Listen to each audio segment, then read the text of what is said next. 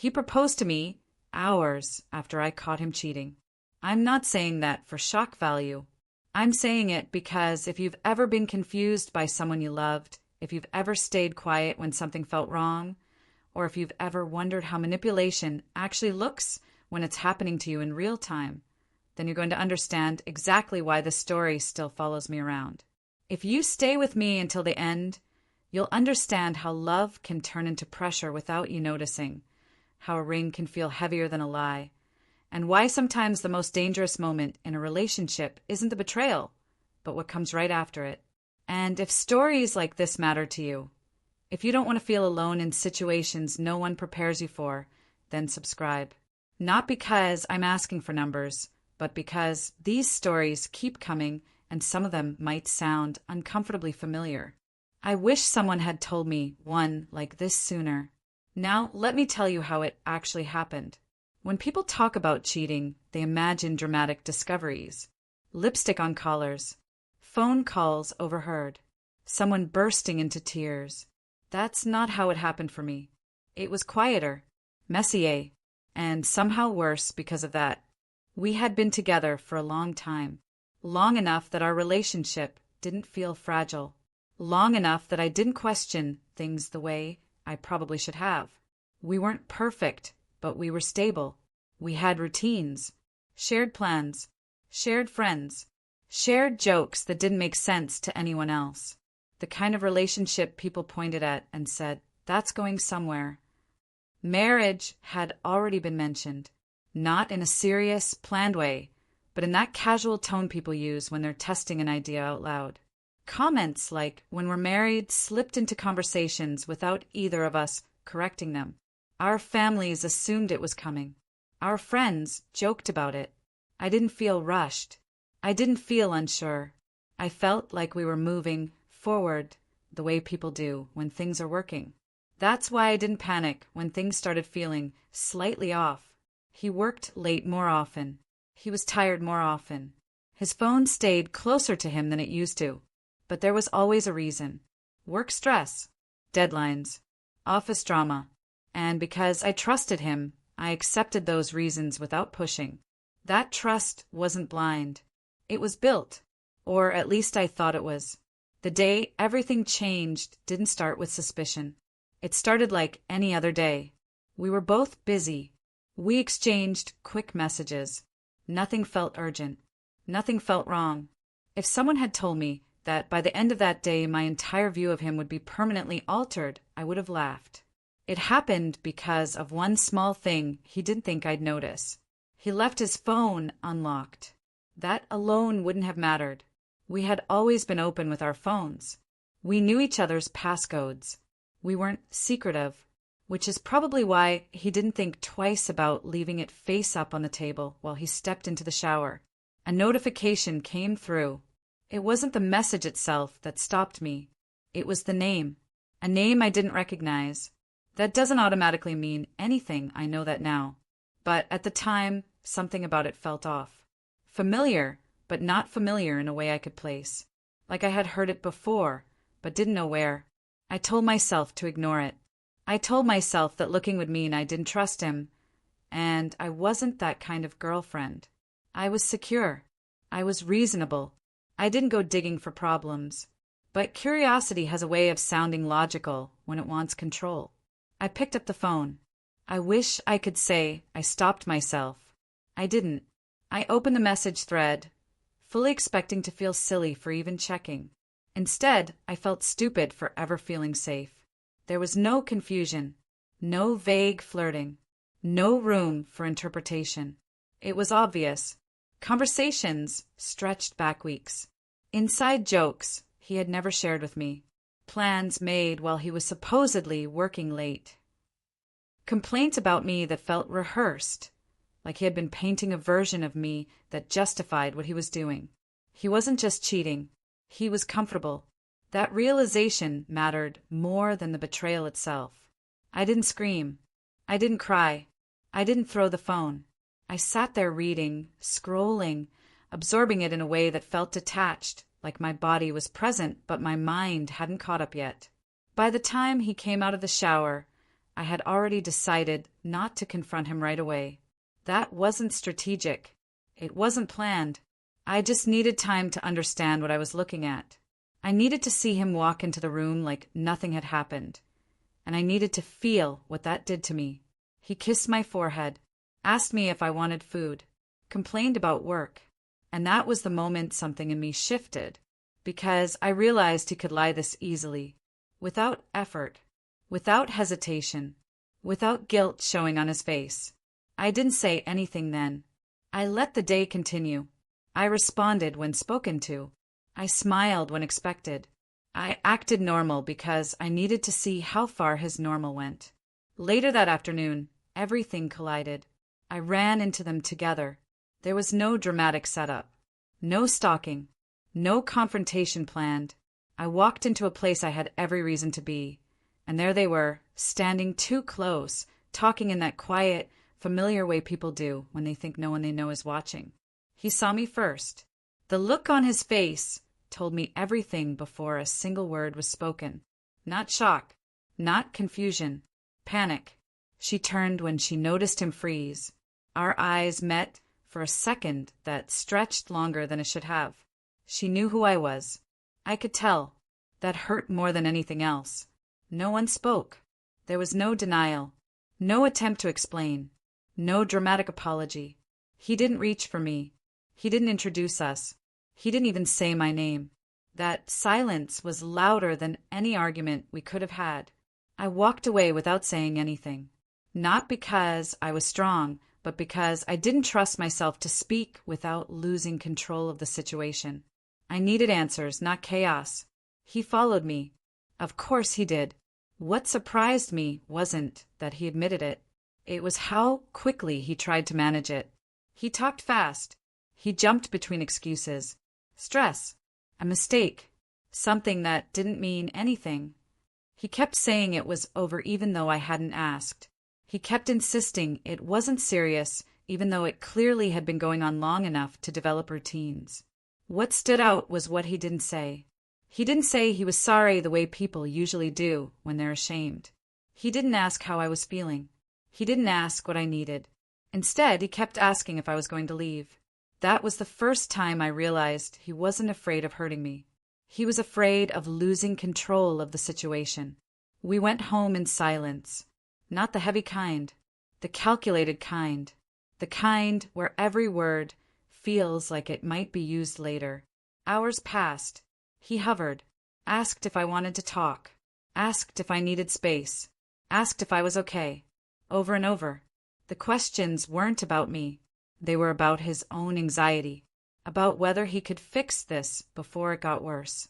I didn't engage, not because I didn't care, but because I needed to think without being influenced by his explanations. That's when I noticed the shift. His tone changed. He softened. He became overly attentive. He started saying things he hadn't said in a long time.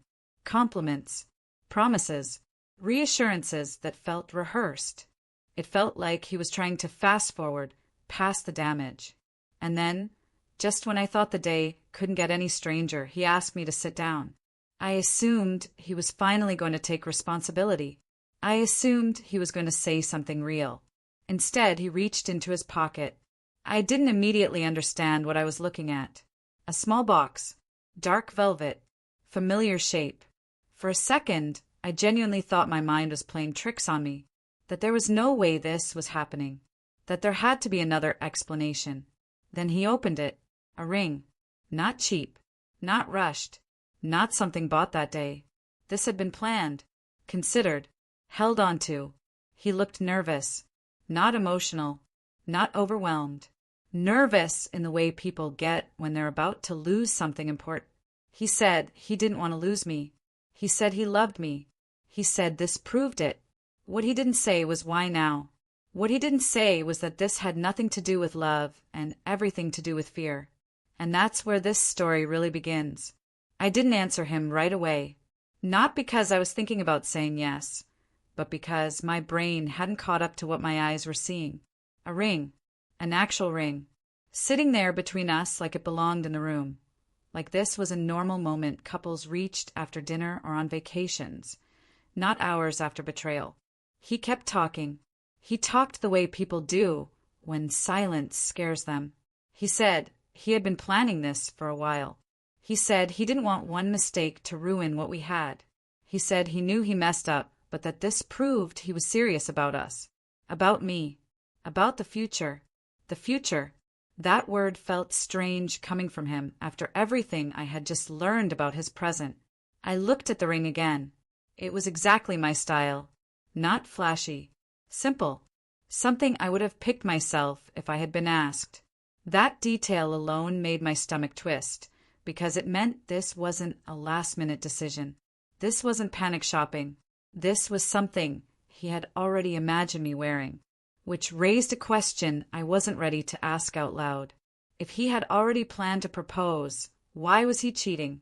He must have noticed my hesitation because he reached for my hand. I pulled it back without thinking. The movement was small, but it changed everything. His face shifted. Not angry, not hurt, calculating. He said my name softly, the way he used to when he wanted to calm me down during arguments. He said I didn't have to answer right away. He said he just wanted me to know how serious he was. Serious. I almost laughed at that word. Instead, I asked him one question. How long?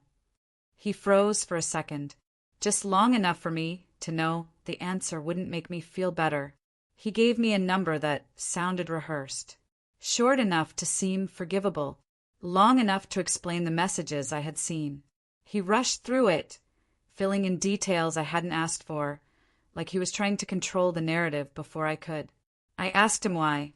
He said he didn't know. He said he felt distant. He said he was confused. He said things had felt routine. He said it didn't mean anything. I stopped him there, because that line always bothered me. If it didn't mean anything, then why risk everything? He didn't answer that. Instead, he gestured toward the ring again, like it was proof, like it erased the question. I realized something in that moment that I didn't want to admit yet. This proposal wasn't for me. It was for him. It was insurance, a reset button, a way to force the situation into a version where he wasn't the villain anymore. Because how bad could he be if he was proposing? How unforgivable could his actions be if he was willing to commit? I saw it clearly, even as part of me still wanted to believe this was real. I told him I needed time. That answer disappointed him more than my silence ever had. He nodded too quickly, said he understood, said he would give me space, then immediately stayed right where he was, watching me like he was waiting for me to change my mind. That night was one of the longest nights of my life. He slept. I didn't. I lay there staring at the ceiling, replaying everything. The messages, the encounter, the ring, the way his fear had shown before his remorse, the way he had framed the proposal like a solution instead of an apology. At some point, I realized something else. He hadn't asked me if I was hurt. He hadn't asked what this had done to me. He hadn't asked if I trusted him anymore. He had only asked if I was leaving. The next morning, he acted like we were engaged. Not officially, not publicly, but in small ways. He made breakfast. He touched my back when he walked past me. He called me baby more than usual. He asked if I wanted to tell anyone. That question hit me harder than I expected. Tell who? And tell them what? That I caught my boyfriend cheating and now we're engaged? That he proposed out of nowhere and everything's perfect? I told him I wasn't ready to talk about it. His smile didn't reach his eyes. Over the next few days, the ring became something else entirely. It wasn't jewelry. It was leverage. Any time I seemed distant, he'd bring it up. Not directly. Casually. Comments like, I just want us to move forward. Or, I thought the proposal showed how serious I am. If I questioned his story, he'd remind me that he was choosing me. If I looked upset, he'd say he didn't understand why this wasn't enough. Enough. That word started showing up a lot. Wasn't the proposal enough? Wasn't his honesty enough? Wasn't his promise enough? I started to feel like I was being unreasonable for still being hurt. That's the thing people don't talk about when it comes to manipulation. It doesn't always look aggressive. Sometimes it looks like patience, like effort, like someone trying really hard to make things right while quietly pressuring you to move on before you're ready.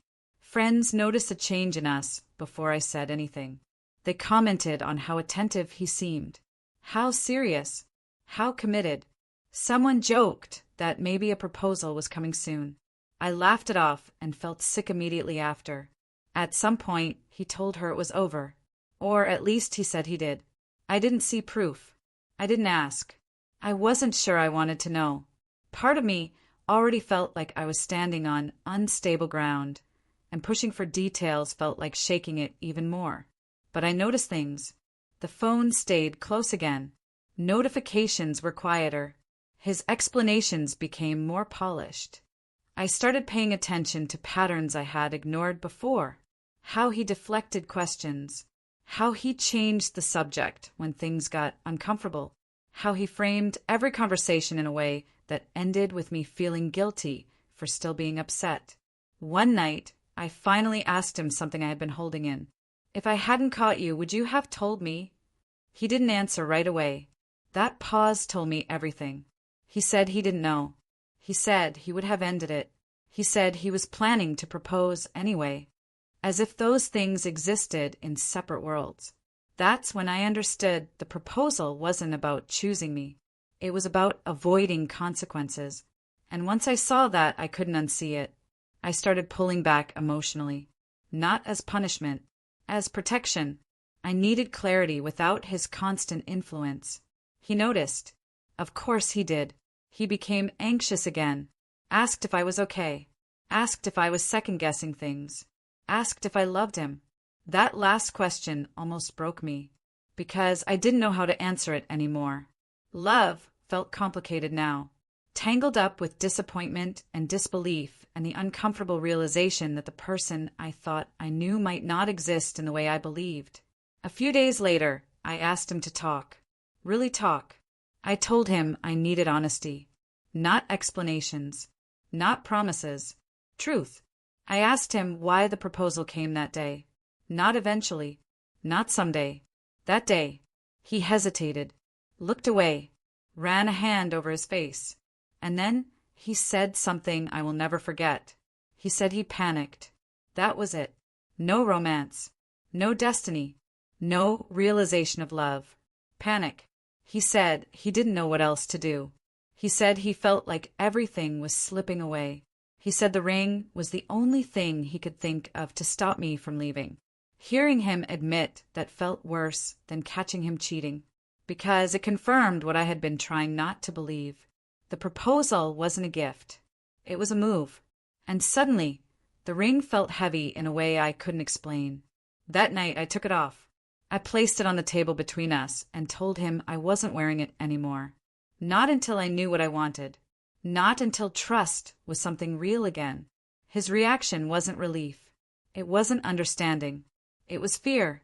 He asked if that meant I was ending things. He asked if I was giving up. He asked if all of this was for nothing. I told him I didn't know yet. And that answer made him angrier than any breakup would have. That was the moment I started to see the cracks clearly. The way his concern always came back to how this affected him. The way my pain became an obstacle instead of something to care for. The ring stayed on that table for days. Neither of us touched it, and every time I looked at it, I thought the same thing. He proposed to me hours after I caught him cheating, and I was starting to realize that accepting it would mean bearing the truth, not healing from it. After I took the ring off, something shifted between us that neither of us knew how to name. He tried to pretend it hadn't. He still acted like we were on the same path, just temporarily slowed down. He talked about the future in careful sentences, like he was afraid one wrong word would push me away. He mentioned things we had planned months ago, trips we hadn't booked yet, apartments we had casually looked at online. He spoke as if continuity alone could glue us back together, but I wasn't there anymore. I was present, physically, but mentally I had stepped back. I started watching him instead of reacting to him. I paid attention to what he said when he thought I was distracted, to how quickly his tone changed when I questioned something, to how often he reminded me of the proposal without actually mentioning the ring. It was subtle, always subtle. He would say things like, "I thought we were moving forward," whenever I hesitated, or "I don't understand why this still feels unresolved," whenever I asked for clarity. Sometimes he'd sigh and say, "I propose because I love you," as if repeating it enough times would make it true. I noticed something else too. He never asked what rebuilding trust would look like for me. He never asked what I needed to feel safe again. Everything was framed around when I would feel ready to forgive, not whether he had done the work to deserve it. That realization didn't hit me all at once. It came in pieces, in quiet moments, in conversations that ended with me feeling strangely exhausted, like I had been the one doing something wrong. One evening, I asked him if he would be willing to go to counseling together, not as a threat, not as an ultimatum, as an option. He immediately got defensive. He said we didn't need it. He said we could handle things privately. He said involving someone else would make things worse. He said he didn't want strangers judging our relationship. What he didn't say was that counseling would require accountability. I let it go that night, but the answer stayed with me. Over the next week, I started putting distance between us in small ways. I spent more time out. I answered messages slower. I stopped pretending everything was fine when it wasn't. That's when the pressure started. He accused me of pulling away. He asked if I was punishing him. He said it felt like I was holding the mistake over his head. The mistake, as if it was a spilled drink, as if it wasn't weeks of lying and a proposal built on panic. I told him I wasn't punishing him. I told him I was processing. I told him trust doesn't reset just because someone asks for forgiveness. He nodded while I spoke, but I could tell he wasn't hearing me. He was waiting for the part where I reassured him. When I didn't, his frustration surfaced. He asked me how long I planned to stay stuck in this place. He said he couldn't live forever in uncertainty. He said he had already proven himself by proposing. That was the moment I said it out loud. "You didn't propose because you wanted to marry me," I said. "You proposed because you were scared." The room went quiet. He stared at me like I had crossed a line, like I had rewritten the story he had been clinging to. "That's not fair," he said. "It is," I replied, "and you know it." He denied it at first, said I was twisting things, said I was being cynical. But the more he talked, the more his words contradicted each other. He said he had planned it for a long time, but also admitted he hadn't chosen a date. He said it was about love, but also admitted he didn't know what else to do when I found out. Eventually, he stopped arguing, and in that silence, something settled in me. I realized I had been hoping he would prove me wrong. I wanted him to say something that would make the proposal feel genuine, something that would reframe it as love instead of control. But he couldn't, because it wasn't. The days after that conversation were heavy. We moved around each other carefully. Conversations stayed surface level. When deeper topics came up, he shut down or redirected. I started to feel like I was living with someone who was trying to wait out my emotions rather than understand them. One afternoon, while he was out, I did something I hadn't planned to do. I opened his laptop. I didn't feel proud of it. I didn't feel justified. I felt tired. Tired of not knowing whether I was being paranoid or perceptive. What I found wasn't new messages. It wasn't evidence of ongoing cheating. It was worse in a quieter way. I found deleted conversations, archived emails, search histories about how to fix a relationship after cheating, and how to regain trust fast. Fast? That word stood out to me. He wasn't searching for how to rebuild trust. He was searching for how to speed through it. I closed the laptop and sat there for a long time. That night, I asked him another question. "Do you actually want to do the work?" I asked. "Or do you just want this to be over?" He didn't answer immediately. When he did, his response was careful. "I want us to move on," he said. That wasn't the answer I needed. I started imagining a future with him after that. Not the one we had talked about before, but a more honest version. One where every disagreement carried the weight of what he had done. One where I second-guessed his late nights and vague explanations. One where the ring on my finger reminded me not of commitment, but of the day he panicked. I realized I didn't want that life. But realizing something and acting on it are very different things. Leaving isn't just about walking away. It's about accepting the loss of the version of the relationship you thought you had. It's about letting go of the future you had already pictured. And I wasn't ready to do that yet. So I stayed. Not because I believed him, but because I needed to be sure. Over the next few weeks, his behavior told me everything. Whenever I expressed doubt, he grew irritated. Whenever I tried to slow things down, he pushed forward. He wanted decisions, labels, resolution. He wanted the engagement to be official. He suggested we tell our families. He suggested announcing it publicly. He said it would help us move forward. I said no. Every time. Each refusal made him more anxious, more controlling. He checked in constantly, wanted to know where I was, who I was with, what I was thinking. The irony didn't escape me. He hadn't been worried about transparency before. One night, during an argument that started over nothing and spiraled into everything, he said something that changed how I saw him permanently. He said, "I don't understand why you're still acting like this when I chose you." Chose. As if I was lucky. As if the proposal erased the betrayal. As if my pain was an inconvenience instead of a consequence. I didn't respond right away. I just looked at him, and in that moment I saw the truth clearly. He didn't want forgiveness. He wanted compliance. That was when I knew this wasn't about whether I could trust him again. It was about whether I could respect myself if I stayed. I went to bed that night without saying anything else.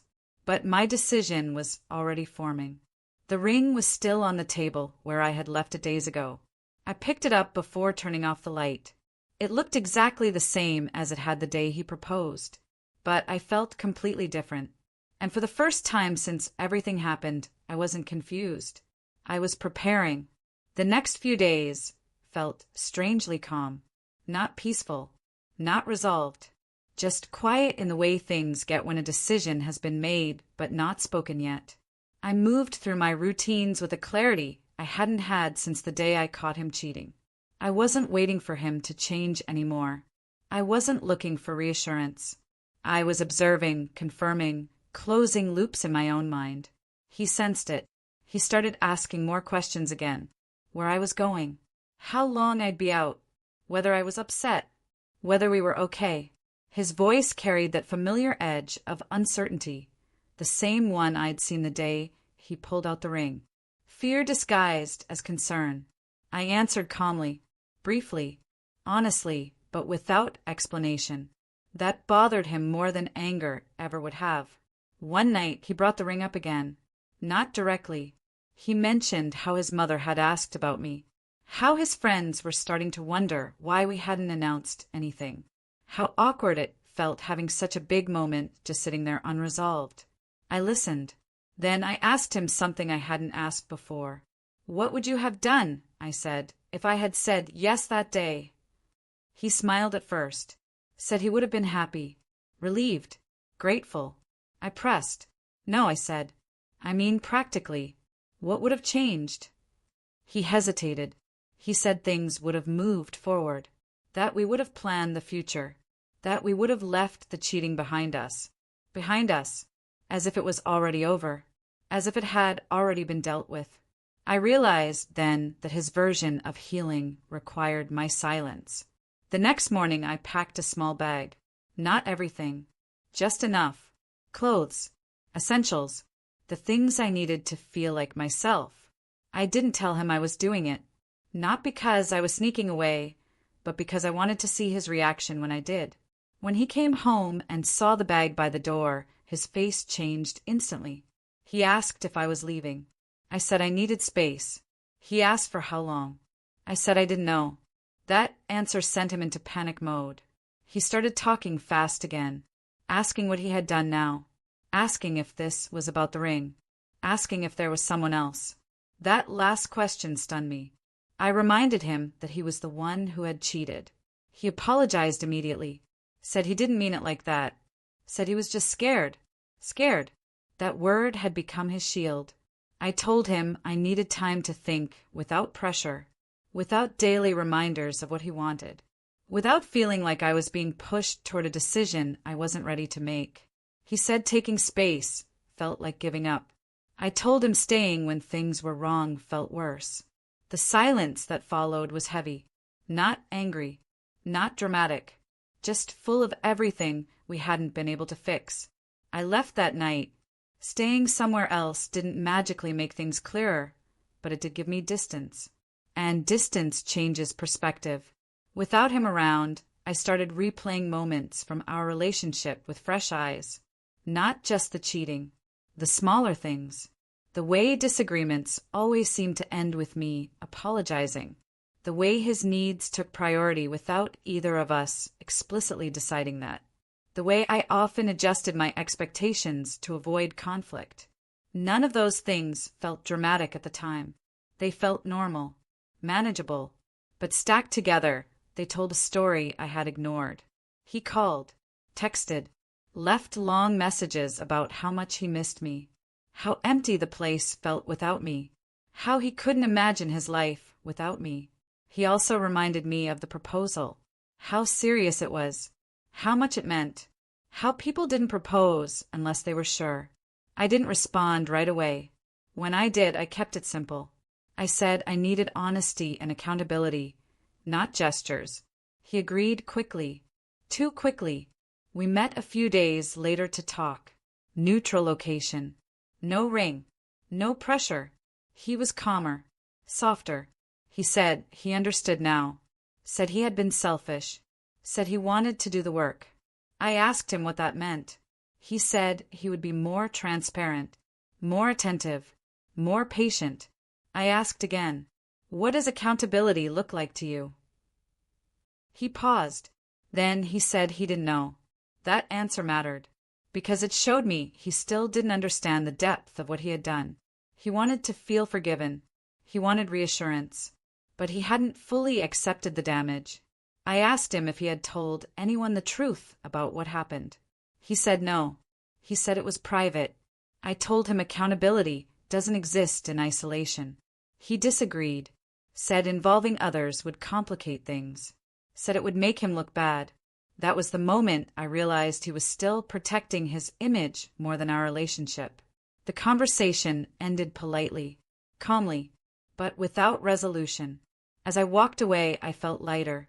Not because things were fixed, but because I wasn't pretending anymore. Later that night, he sent me a message that finally confirmed everything I needed to know. He said, I don't understand why you can't just accept that I chose you and move on. There it was again. Chosen. As if love was something he had granted me. As if commitment was a favor. I didn't reply. I went to sleep with a clarity I hadn't felt in weeks.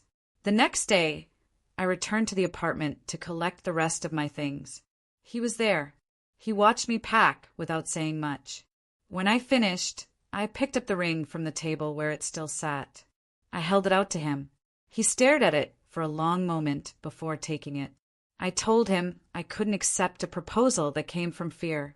I told him I couldn't build a future on something that had been used to control the present. I told him I deserved honesty, not panic disguised as commitment. He didn't argue. He just looked tired. As I walked out, I realized something important. I wasn't walking away from love. I was walking away from manipulation, and that made all the difference. Walking away didn't feel dramatic. There was no shouting, no crying in the hallway, no last-minute confession meant to change my mind. I picked up my bag, closed the door behind me, and stepped into a version of my life that didn't include him anymore. What surprised me was how quiet it felt afterward. People talk about breakups like they're explosions. This wasn't that. This was more like something slowly powering down. The noise faded. The constant tension disappeared. And in that silence, I finally had space to think without defending myself. For the first few days, I stayed busy. That was intentional. I filled my time with errands, work, distractions, anything that kept me from replaying conversations in my head. I didn't want to romanticize the relationship now that it was over. I didn't want to forget the reasons I left. He didn't disappear immediately.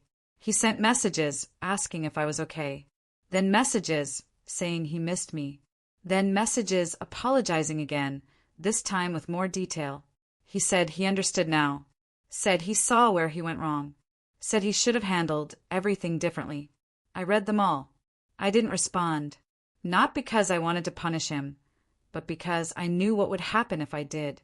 The conversation would turn into another negotiation, another attempt to reframe the past, another cycle where I felt responsible for his emotions. At some point, the messages stopped being about me and started being about him. He said he was struggling. He said he couldn't sleep. He said he was falling apart. I noticed something important. Even now, he wasn't asking how I was healing. He was asking me to come back and make him feel better. That realization hurt more than I expected.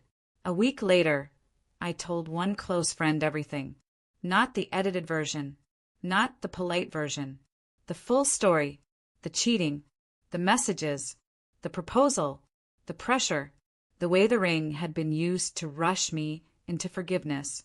She didn't interrupt. When I finished, she said something simple. That wasn't love. Hearing it out loud from someone else made it real in a way my own thoughts hadn't. Word started spreading slowly after that. Not because I wanted it to, but because people noticed the absence. Questions came. I answered honestly without drama. I didn't protect his image anymore. I didn't exaggerate either. I just told the truth. Some people were shocked. Some people said they always felt something was off. Some people asked why I didn't just forgive him since he proposed. That last question stayed with me. It made me realize how normalized it is to treat grand gestures like erasers. How often people believe commitment cancels out accountability. The ring came up more than I expected. People asked if I ever considered saying yes, if I thought maybe it could have fixed things, if I regretted not giving him another chance. The truth was complicated. I had considered it, not because it felt right, but because it felt easier. Saying yes would have meant stability, familiarity, a clear path forward that didn't involve rebuilding my life from scratch. But it also would have meant swallowing what happened, pretending the timing didn't matter, ignoring the fact that he proposed to me hours after I caught him cheating. That detail mattered more the longer I sat with it, because timing reveals intent. Weeks passed. Life started settling into a new rhythm. I rearranged my routines. I reclaimed small habits I had dropped without noticing. I spent time alone without feeling like something was missing. Then one afternoon, he showed up. He didn't tell me he was coming. He didn't ask. He just appeared, standing there like he used to, as if enough time had passed for things to be normal again. I didn't invite him in. He looked different, tired, less controlled. He said he needed to talk. I told him we had already talked. He said this time was different. He told me he had told his family the truth, that he had admitted what he did, that he had finally taken responsibility. I asked him why now. He said losing me made him realize what he had done. That answer didn't move me the way it once would have. I asked him something else instead. If I hadn't left, I said, would you have changed? He didn't answer. That silence was enough. He asked if there was any chance. I told him no. Not angrily, not dramatically, just honestly. I told him the proposal had changed how I saw him, that using a ring to fix a problem created by dishonesty showed me something I couldn't ignore, that I didn't want a future built on panicked decisions and pressure. He nodded, looked down, said he understood. Then he asked if I would ever forgive him. I told him forgiveness wasn't the same as reconciliation, that I could let go without going back. He left quietly. After he did, I sat down and felt something I hadn't expected. Relief. Not because the conversation went well, but because it didn't pull me back in. That's when I knew I had made the right choice. Months later, I found the ring in a drawer while unpacking some old things he had returned. I must have missed it before. Seeing it again didn't hurt the way I thought it would. It looked small, insignificant. I realized I no longer associated it with love or betrayal. It was just an object now, a reminder of a moment that taught me something important.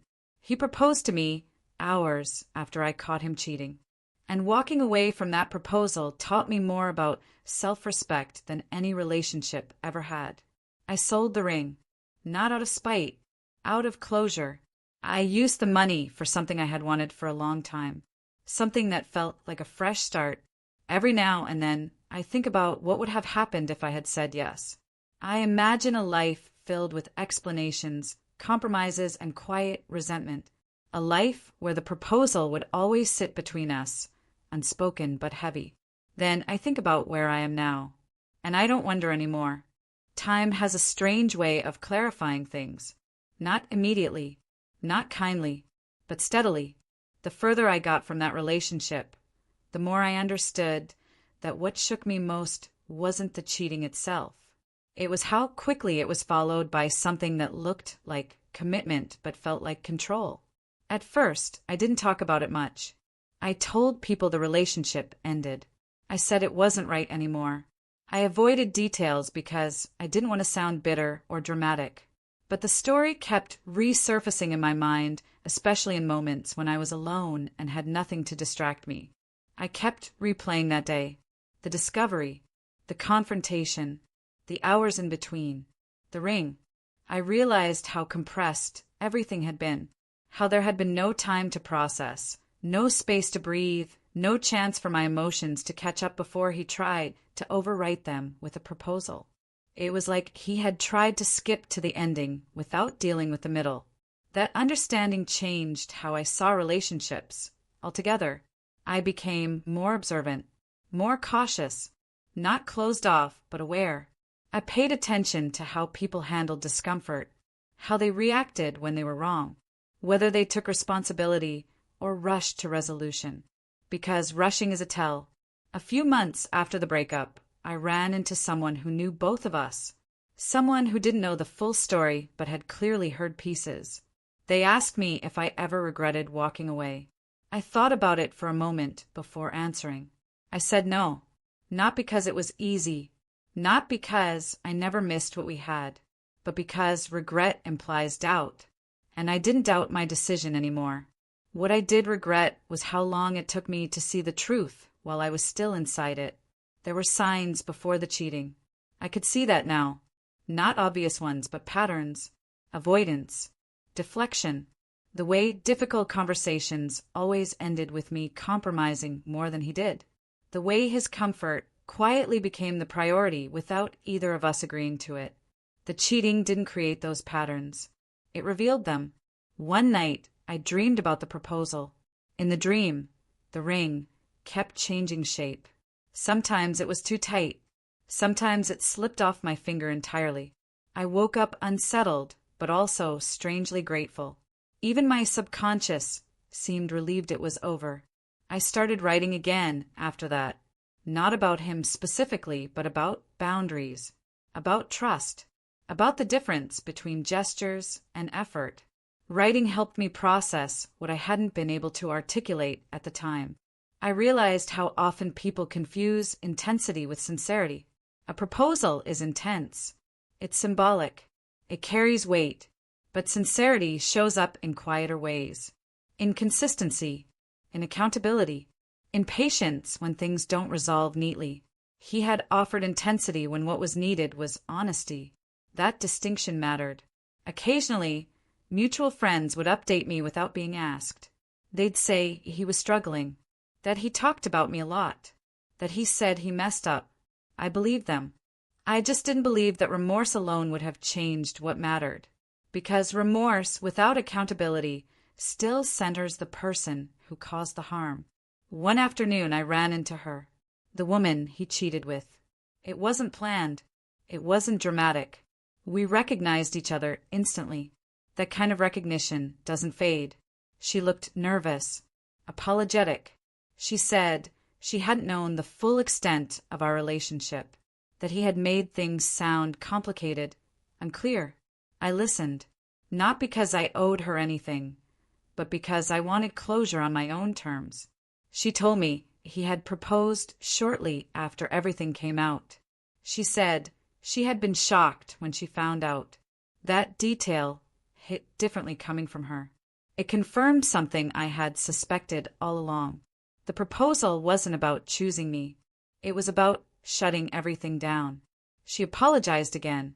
I told her I wasn't angry anymore, and I meant it. Anger requires attachment. I didn't have that anymore. After we parted ways, I felt something unexpected. Freedom. Not from him, but from the narrative. I no longer felt the need to justify my choice. I didn't need people to agree with me. I didn't need validation. I knew what happened. I knew why I left. That was enough. As time passed, I noticed how differently I moved through new connections. I asked clearer questions. I didn't rush past discomfort. I paid attention to how people responded when things didn't go their way. And every time I saw someone try to solve a problem with a gesture instead of effort, I thought back to that day. The day he proposed to me hours after I caught him cheating. That sentence still sounded unreal when I said it out loud, but it no longer carried confusion. It carried clarity. I understood now that proposals, apologies, promises, they don't have meaning on their own. They only mean something when they align with behavior. Anything else is noise. Sometimes people ask me what advice I would give to someone in my position. I never tell them to leave immediately. I tell them to pay attention, to timing, to pressure, to whether they're being asked to heal or to hurry. Because love doesn't rush you through pain. It walks with you through it. And if someone tries to skip that part, it's worth asking why. I didn't talk about him for a long time after that. Not because I was hiding anything, but because he stopped being the center of the story. My life slowly filled in around the space he used to occupy. New routines, new conversations, new silences that didn't feel heavy.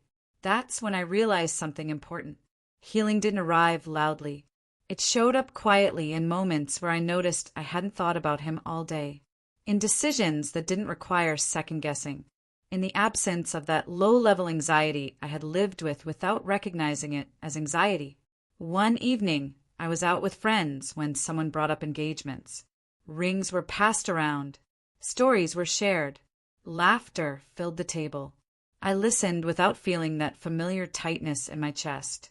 That surprised me. I expected the memory to sting. Instead, it felt distant, like a story that belonged to someone else. Later that night, one friend asked me privately if I ever thought about what would have happened if I'd said yes. I told her the truth. I said I probably would have spent years trying to convince myself the timing didn't matter. I would have minimized my instincts. I would have learned how to swallow discomfort in the name of commitment. I said I didn't want to become someone who needed constant reassurance just to feel secure. She nodded like she understood. That conversation stayed with me because it made me realize how often people confuse endurance with strength. How staying is praised more than leaving, even when staying requires shrinking yourself. A few months later, I started dating again. Not seriously at first, just cautiously. I paid attention to how it felt to meet someone new without history clouding every interaction, without having to wonder if affection was genuine or compensatory. The contrast was striking. When something felt off, I didn't rationalize it away. When I asked questions, I got answers that didn't twist into something else halfway through. When someone made a mistake, they owned it without rushing to distract me with promises. I realized how little of that I had experienced before. At some point, I understood that the proposal hadn't been a turning point because it was dramatic. It was a turning point because it revealed how he handled consequences. Instead of facing them, he tried to leap over them. That pattern shows up in many forms, not just proposals. Sometimes it's gifts. Sometimes it's sudden declarations of love. Sometimes it's talk of the future when the present is falling apart. I started noticing those patterns everywhere. friends and relationships where arguments were resolved with trips instead of conversations, apologies followed by repeated behavior, promises that sounded good but changed nothing. I didn't judge them. I just recognized it. One afternoon, I received a message from him. It had been a long time, long enough that seeing his name didn't trigger a reaction anymore. He said he hoped I was doing well. He said he had been thinking a lot. He said he wanted to apologize one last time. I read it once. Then I put my phone down. I didn't feel angry. I didn't feel tempted to respond. I didn't feel obligated. That's when I knew I was done. Not because he stopped trying, but because I stopped needing closure from him. Later that week, I finally told my full story publicly. Not on a stage. Not in a dramatic post. Just honestly, when the topic came up and someone asked. I said he cheated, and then he proposed to me hours later. The reaction was immediate. Shock, confusion, disbelief. Someone asked why. I said because he panicked. That answer always seemed to land, because panic explains things love never could. I noticed how many people leaned in after that, how many nodded slowly, how many shared stories of their own where a gesture came too fast, too loud, too conveniently timed. I realized then that this story wasn't just mine. It was about recognizing when something that looks like commitment is actually avoidance. That realization gave the story weight, not as gossip, as a warning. As time went on, the details softened. I couldn't remember the exact words he said when he proposed. I couldn't picture his expression as clearly, but I remembered how it felt to sit there, holding a truth he wanted me to bury. That feeling never left, and I didn't want it to, because it reminded me that my instincts had been right all along. I just needed to stop doubting them. Sometimes, late at night, I think about how close I came to saying yes. Not with regret, with gratitude. Gratitude that something inside me paused, questioned, refused to be rushed, because that pause changed everything. He proposed to me hours after I caught him cheating. And by not accepting that proposal, I chose something else entirely. I chose clarity. Clarity doesn't announce itself when it arrives. It settles in quietly after the noise dies down, after the arguments end, after the apologies stop coming, after the last what if finally loses its grip. That's what happened to me. One morning, months later, I woke up and realized I wasn't carrying the story around anymore. I could tell it without shaking, without needing to justify myself, without wondering if I had misunderstood something. That's when I knew I was free from it. I started noticing how differently people reacted when I shared what happened. Some focused on the cheating, others fixated on the proposal. A few said the same thing every time, but he was willing to commit. Willing. As if commitment offered under pressure deserves automatic acceptance. I began answering them differently. I told them commitment without accountability isn't commitment. It's negotiation. And negotiations always favor the person with more control. That answer usually made people uncomfortable, which told me everything. I stopped framing my decision as walking away from him. I started framing it as walking toward myself, toward a version of me that didn't need to be convinced to trust her own judgment. That shift mattered, because when you stop seeing yourself as someone who lost something, you stop trying to replace it. I wasn't interested in filling the space he left behind. I wanted to understand why I had tolerated so much discomfort before calling it what it was. That curiosity led me back through my own patterns. I noticed how often I had explained away his behavior, how frequently I had taken responsibility for his moods, how easily I had confused effort with pressure. The proposal had been the clearest example of that confusion. On the surface, it looked like devotion. Underneath, it was a shortcut.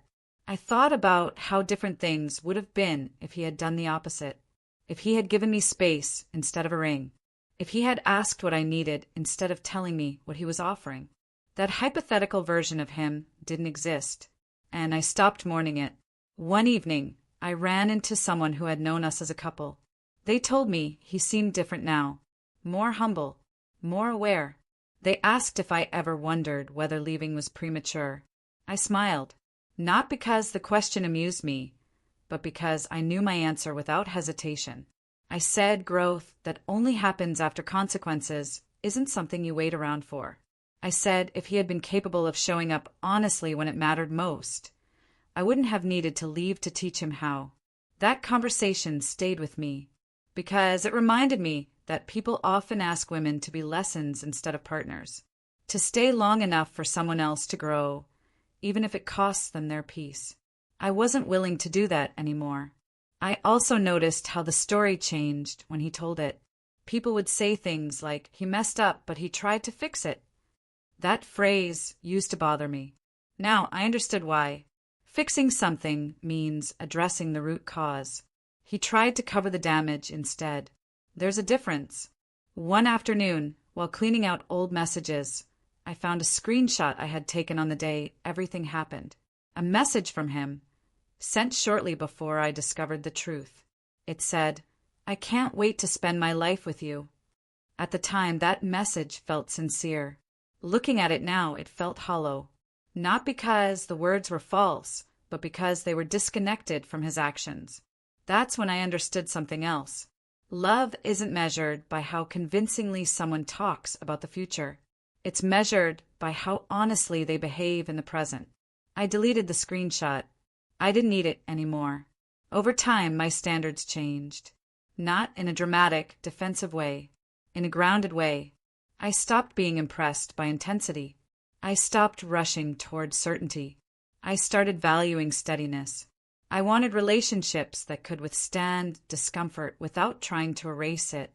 I wanted accountability that didn't require ultimatums. I wanted someone who didn't confuse panic with passion. Those wants didn't feel unreasonable anymore. They felt necessary. Occasionally, the title of this story still caught people's attention when I said it out loud. He proposed to me hours after I caught him cheating. People always paused when they heard that. Some laughed nervously. Some shook their heads. Some went quiet. That pause mattered, because in that pause, people recognized something familiar. A moment where something didn't add up.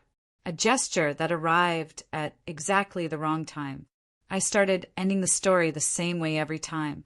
I said, that proposal wasn't about love. It was about fear. And fear should never be the foundation of a future. I didn't know it then, sitting across from him with a ring between us. But that moment taught me one of the most important lessons of my life. When someone tries to rush you through your pain, it's because they don't want to sit with their responsibility. And you don't owe anyone that kind of silence. Life after that breakup wasn't glamorous. It wasn't a montage of freedom or dramatic reinvention. It was small, subtle, and profoundly ordinary. And that's exactly why it was so powerful. I woke up without anxiety for the first time in months. I didn't have to calculate my words, hide my feelings, or pretend I wasn't noticing red flags in real time. I didn't have to wonder whether his gestures meant love or manipulation. That clarity changed everything. At first, I stayed cautious in new connections, not just romantic ones. I noticed how I spoke with friends, coworkers, even casual acquaintances. I watched for subtle signs of control, avoidance, or pressure disguised as generosity. I had learned that panic disguised as passion is different from patience disguised as love, and that distinction became my compass. Months later, I met someone new. Not intentionally. Not because I was searching for anything. I just existed, and life brought someone in who was steady, calm, respectful. There was no grand gesture, no sudden proposal, no desperate attempts to rush through emotions. Just a quiet presence that allowed me to exist fully, without panic, without pressure, without compromise. The contrast was breathtaking. For the first time, I realized how many red flags I had normalized. How often I had been told that forgiveness or a proposal could overwrite pain. How often I had accepted discomfort because it was accompanied by intensity. And now I could see clearly. Intensity is easy to manufacture. Consistency isn't. One evening, As I sat with a close friend talking about the past, I said something I hadn't said before. I'm grateful it happened, not because of him, but because I learned to trust myself again. Because I realized that no ring, no words, no gesture should ever replace honesty. She nodded slowly, and I could tell she understood. That gratitude didn't feel bitter or forced. It was calm, solid, real. Sometimes I replay the memory of that day, the discovery, the confrontation, the proposal, and I realize how easily I could have made a different choice. How easily I could have let fear or love cloud my instincts. But I didn't. I trusted myself. I waited. I paused. I observed. And because of that, I avoided a lifetime of compromise masquerading as commitment. I also realized how often we romanticize dramatic gestures. A proposal, an apology, a gift. People act as if they can erase mistakes with a single moment. But real accountability doesn't come in gestures. It comes in time, honesty, and repeated effort. That insight changed the way I approached life entirely. I became aware of timing, of intention, of the difference between effort made for love and effort made for convenience. I became aware of the ways people try to speed through consequences instead of sitting with them. I became aware of myself, and that awareness was liberating. Occasionally I hear about him, not directly, through mutual friends, through passing mentions. He seems to have moved on. He seems to have realized some lessons. But that doesn't matter to me. I'm not invested in measuring someone else's growth anymore. I'm invested in preserving mine. And every time I think about the proposal, I remember exactly why I walked away. Not because he cheated, but because he tried to fix it with a ring instead of facing the consequences. Because he prioritized panic over accountability. Because he wanted to move past his mistake without sitting with it, without understanding it, without asking me what I needed. He proposed to me hours after I caught him cheating. And walking away taught me that love, trust, and respect cannot be rushed. They cannot be faked. They cannot be demanded. They must be chosen and nurtured honestly, day after day. Now, when I reflect on that chapter, I don't feel pain. I feel clarity, strength, freedom, and a deep understanding of what it means to value yourself above someone else's desperation. Sometimes people ask me, "Do you ever regret leaving?" And I tell them no, not because I wasn't hurt, not because it was easy, but because walking away preserved the most important thing, my sense of self, my boundaries, and my right to insist on honesty before devotion. That's a lesson many of us learn too late. I learned it in time. I never wore that ring again. I never looked back at it with longing. I sold it, not out of anger, but out of necessity, out of the need to remove the symbol of panic disguised as love from my life, out of the need to claim my own narrative. And in the space it left behind, I rebuilt myself. Slowly, thoughtfully, without pressure, without panic, without compromise.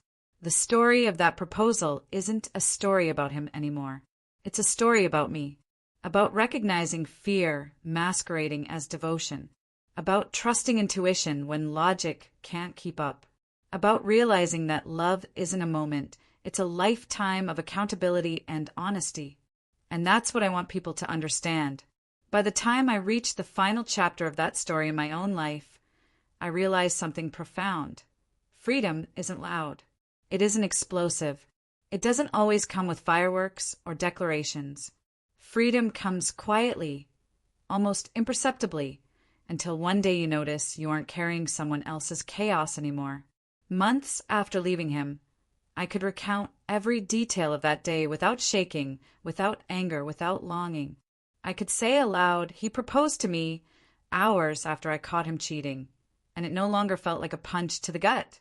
It felt like a punctuation mark in a sentence I had finally finished writing for myself. Life went on.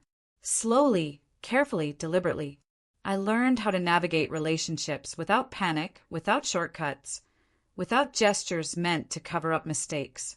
I learned how to listen, not just to others, but to my own instincts.